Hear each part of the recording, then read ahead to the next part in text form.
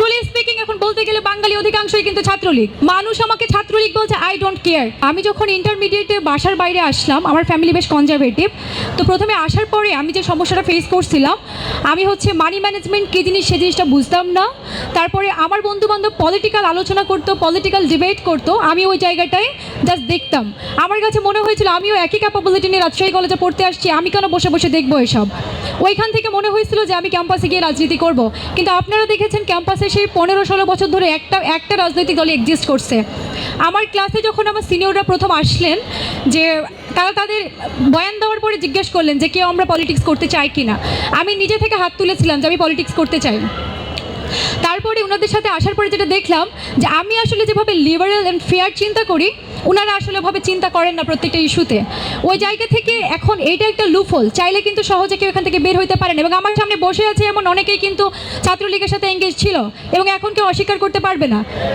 এবং এক্সট্রিম মশার coil plant fibre দিয়ে তৈরি, তাই সহজে ভাঙে না, সুগন্ধিযুক্ত ও নিরবিচ্ছিন্নভাবে জ্বলে। ডেঙ্গু, চিকুনগুনিয়া বাহি সহ যে কোনো মশার বিরুদ্ধে দেয় এক্সট্রিম সুরক্ষা।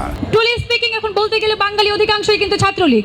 এখন ওই জায়গা থেকে আমার আন্দোলনের যখন সুযোগ আসলো, আমি আন্দোলন করলাম, সক্রিয়ভাবে আন্দোলনে ছিলাম। আমার কেউ যদি ফেসবুকে আমার পোস্টগুলো ঘেটে দেখবে আমি ফেসবুকে কী পরিমাণ পোস্ট করছিলাম ওই সময়ে।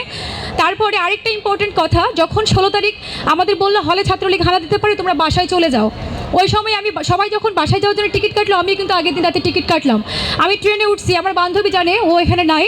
আমরা যখন ট্রেন ছাড়া 2 মিনিট আগে আমার বান্ধবী আমাকে বললো যে তুই চলে যাচ্ছিস, এখনও তো হলে প্রায় 50 থেকে 80 জন মেয়ে আছে। ওইটা শুনে আমি কিন্তু ট্রেন থেকে নেমে গিয়ে চলে আসছি। আমি সবসময় আমার গিল্টের কাছে সত্য থাকতে চাই। আমি চাই না আমি আমার গিল্টের দ্বারা কলুষিত হয়ে থাকি এবং এটা আমাকে কুড়ে কুড়ে খাক।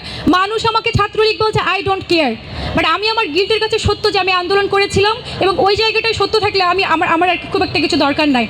আরেকটা বিষয় হচ্ছে, ছাত্রলীগ নিয়ে যখন কথা বলা হচ্ছিল, আমার সামনে অনেকেই বসে আছে যারা জানে আমি কেমন, আমার পার্সোনালিটি সম্পর্কে জানে।